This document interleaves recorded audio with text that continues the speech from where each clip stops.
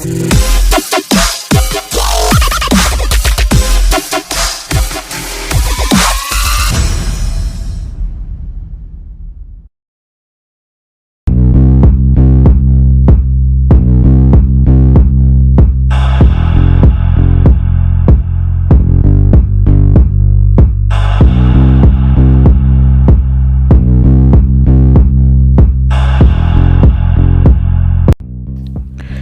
Hello friends, welcome to my channel VK studio.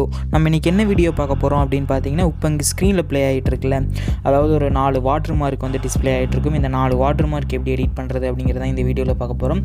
So இது வந்து typography அப்படின்னு சொல்லுவாங்க. ஸோ இந்த வாட்டர் மார்க் எப்படி எடிட் பண்ணுறது அப்படிங்கிறத இந்த வீடியோவில் பார்க்க போகிறோம். ஸோ அதுக்கு முன்னாடி இப்போ தான் நம்ம சேனலுக்கு நீங்கள் புதுசாக வந்திருக்கீங்கன்னா நம்ம சேனலை சப்ஸ்கிரைப் பண்ணிவிட்டு கூட பெல் ஐகானை கிளிக் பண்ணிக்கோங்க. அப்போனா நான் போடுற அடுத்த வீடியோ உங்களுக்கு உடனே நோட்டிஃபிகேஷனாக வரும். நீங்கள் வீடியோ தொடர்ந்து ஸ்கிப் பண்ணாமல் பார்க்க முடியும். ஸோ இப்போ வந்து நம்ம வீடியோக்குள்ளே போயிடலாம். இதுக்கு தேவையான ஆப் வந்து பார்த்திங்கன்னா PixelLab தான். PixelLab நான் யூஸ் பண்ணுறது வந்து ப்ளே ஸ்டோர் வெர்ஷன் தான் யூஸ் பண்ணிகிட்டு இருக்கேன். ஸோ நீங்களும் ப்ளே ஸ்டோர்லேருந்து டவுன்லோட் பண்ணிக்கோங்க. அப்படி இல்லைன்னா உங்ககிட்ட இருக்கிற வெர்ஷன் வந்து ஓப்பன் பண்ணிக்கோங்க.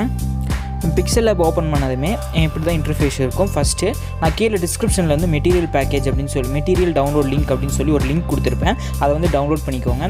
அதில் வந்து ஃபாண்ட் லிங்க் இருக்கும். அதாவது இந்த டைப்போகிராஃபி அப்படிங்கிற ஃபாண்ட் ஸ்டைல் வந்து அதில் இருக்கும். அதுக்கப்புறம் ஒரு ரிப்பன் மாதிரி ஒரு PNG இமேஜ் இருக்கும். நீங்கள் வாட்டர் மார்க் பார்த்துருப்பீங்க. ஸோ நம்ம அதை வச்சு இப்போ எடிட் பண்ணுறது எப்படி அப்படிங்கிறத சொல்லிடுறேன். நான் வந்து அந்த ரிப்பனை வச்சு ஃபஸ்ட்டு எப்படி எடிட் பண்ணுறது அப்படிங்கிறத சொல்லிடுறேன்.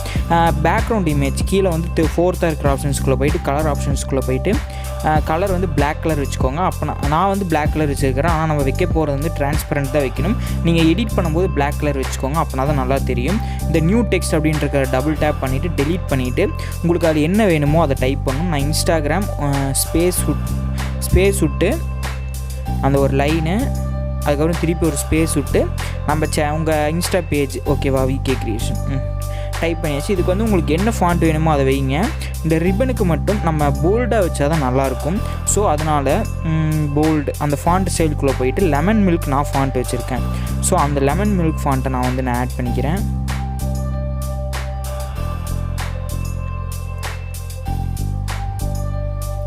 எங்கே இருக்குன்னே தெரியல, இத்தனை ஃபாண்ட் இருக்குது.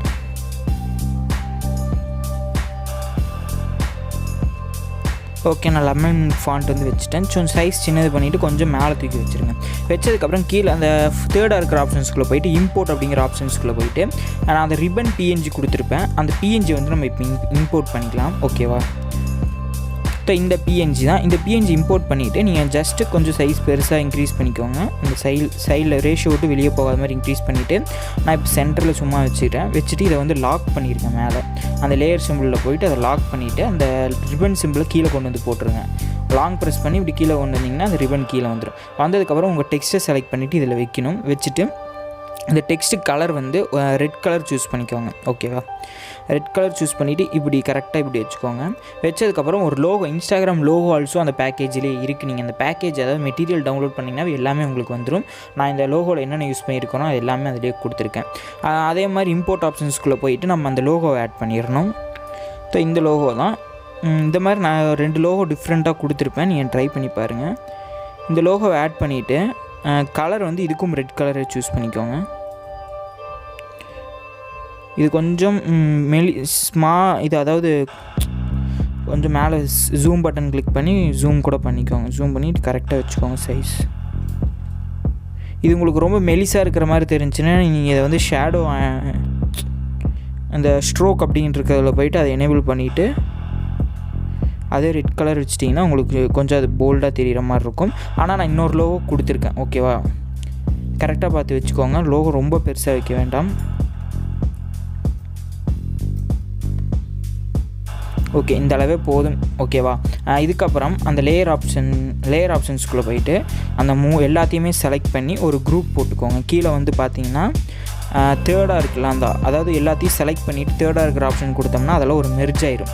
மெர்ஜ் ஆனதுக்கப்புறம் அந்த இப்போ வந்து அது ஒரு இமேஜாக இருக்கும். அப்போ 3rd இருக்கிற ஆப்ஷன்ஸ்குள்ளே போயிட்டு எரேஸ் கலர் அப்படின்னு ஒரு ஆப்ஷன் இருக்கும். அதுக்குள்ளே போயிட்டு எனேபிள் பண்ணிவிட்டு அந்த இங்க் பில்லர் மாதிரி ஒரு சிம்பிள் இருக்கும் 1 அப்படிங்கிறது பக்கத்தில், அதை செலக்ட் பண்ணிவிட்டு அந்த ரெட் கலர் சூஸ் பண்ணிவிட்டு டிக் அப்படின்னு சொல்லி கொடுத்துட்டிங்கன்னா அந்த ரெட் கலர் ரிமூவ் ஆயிரும்.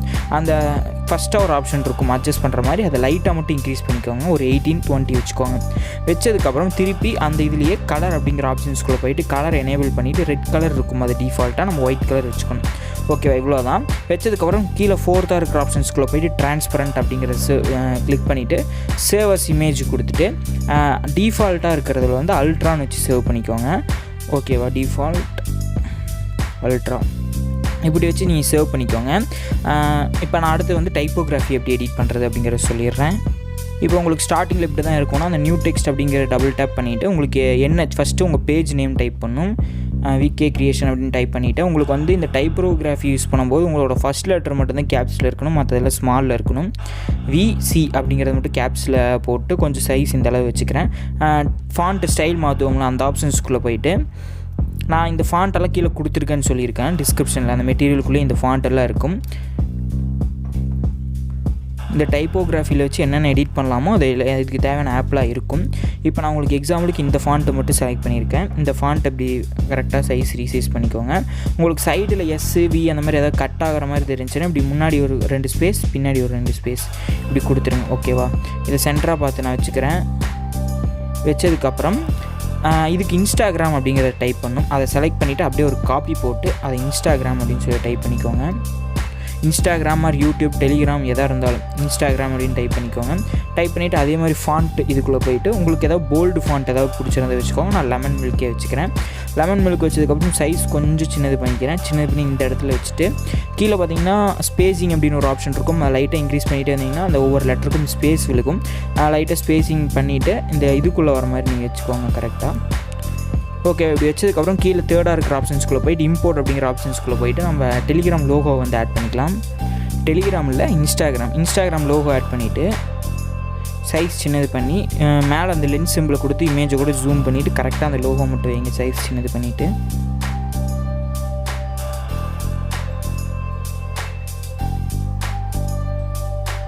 இப்போ அந்த லோகோ வந்து கலர் வந்து நம்ம ஒயிட் கலர் சேஞ்ச் பண்ணலாம். கலர் ஆப்ஷன்ஸ்குள்ளே போயிட்டு எனேபிள் பண்ணிவிட்டு கலர் ஒயிட் கலர் சூஸ் பண்ணிவிட்டு இப்போ சைஸ் வந்து அன்சைஸ் பண்ணிவிட்டு அதாவது ஜூம் அவுட் பண்ணிவிட்டேன்.